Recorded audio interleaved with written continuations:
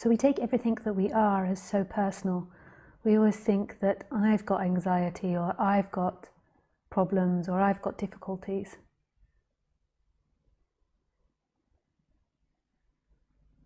So we always claim everything.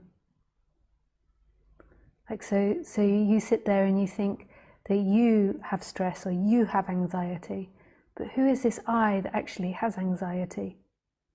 Who has the anxiety? So something happens, an event happens, and stress is created in your body.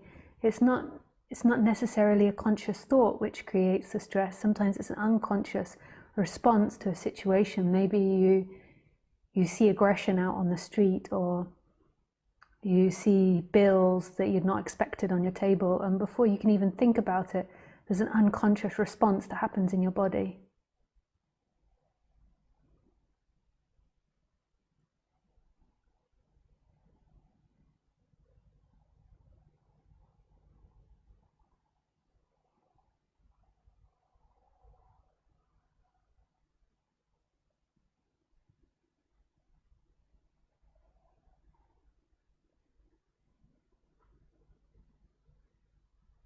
And then you think that you did that you're guilty, that you did that, you created anxiety.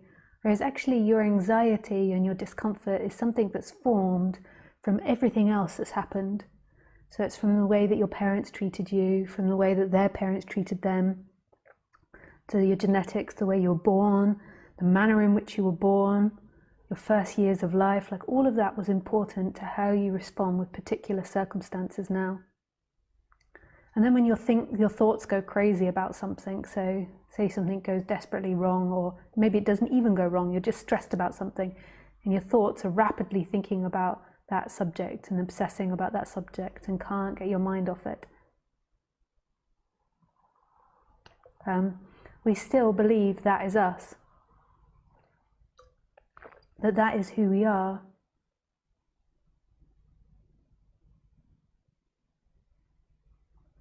Whereas actually that's something that happens.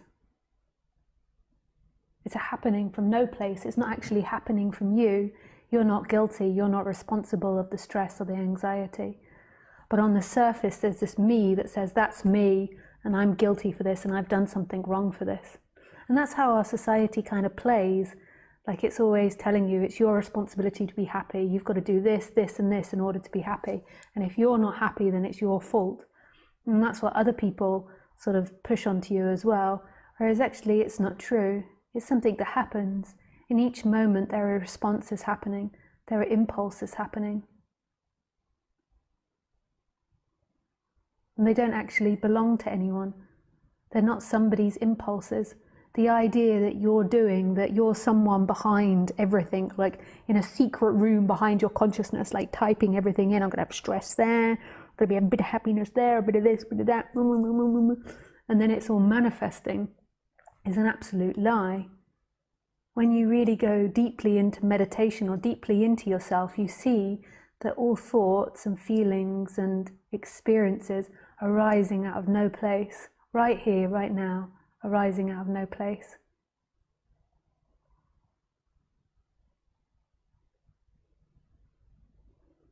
And it's so free and boundless, this no place. It's who you actually are. The mistake is, though, you think you're the person that's stressed, so you think you're something on top that's appearing, whereas actually who you truly are is what all experiences are coming from, which is not a thing found in this world, but yet simultaneously all things.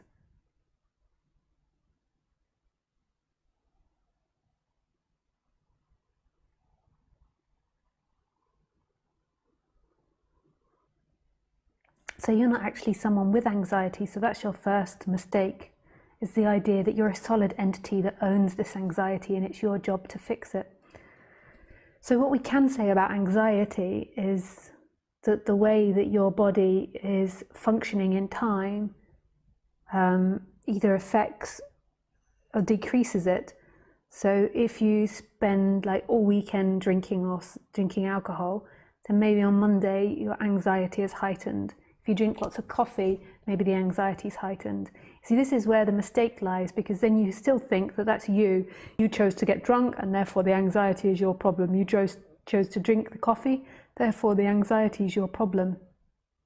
Whereas actually all of that was arising from no place as well. It all arises from no place spontaneously, and it's like this kaleidoscope dance of form. And all these things are happening, and one goes to the other and to the other and to the other. And really it's nobody's responsible. Nobody has jurisdiction over anything. This claim of the person is what leads to suffering, that it's you.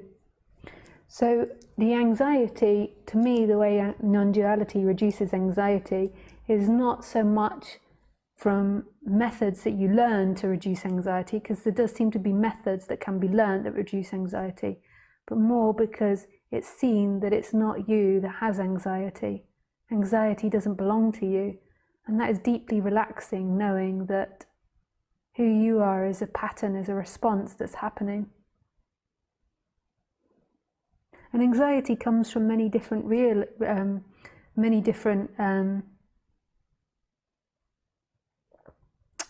experiences.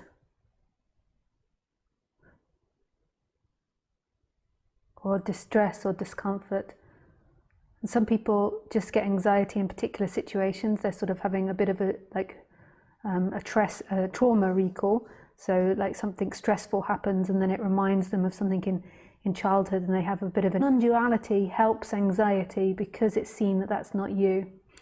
But if you've got a body that's had a lifetime of anxiety and has a habit of anxiety, that doesn't necessarily mean that this energetic shift stops the tendency towards anxiety. It relaxes it like tenfold because it's not your anxiety. And it might through time expand more and more away the body-mind from anxiety. So there might be an expansion which evolves past anxiety, but it also might be like a deeply entrenched habit to go to forms of anxiety. I know that's deeply disappointing for most people, because what you hope about enlightenment is the idea that it fixes all your ailments and that you end up living in bliss for the rest of your life, like running through poppy fields like, woohoo! Woohoo! But I don't think that's the case. It's certainly not the case for me. I can't claim that I know what it's like to be in all other speakers. Some claim that there's never any stress or anxiety anymore. And others don't. Each to their own. To me, the way it is the freedom is this energetic shift. That who you are is expanded and free now. And it's something that happens prior to the person. It's not happening to the person. So then that movement back to who you are can affect the person, but it doesn't make the person a certain way. It doesn't necessarily change the person that much. And this is where people get stuck, go back into the person. They have this realization or that energetic shift, and they go back into the person because they believe that the person's going to be perfect, and they're waiting for the person to get somewhere. They're waiting for the person to get to this line like, I'm finished, I'm an enlightened person, and I'm always kind, or I'm always like this, or I always respond like that. Whereas it's not to do with that world. And if you believe it's that world, then you'll always seek in this world for a particular experience. Whereas it's something beyond that.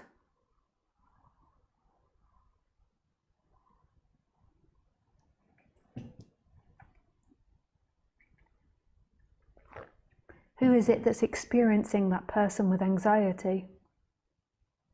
There's this massive, infinite space which surrounds that vessel that has anxiety. And it's so free and it's accessible now. It's not like you have to work in order to get to that, and you have to do something in order to get to that. It's right here, this massive space, this infinite space, in all your hells and all your suffering and all your discomfort and all the problems on the human level.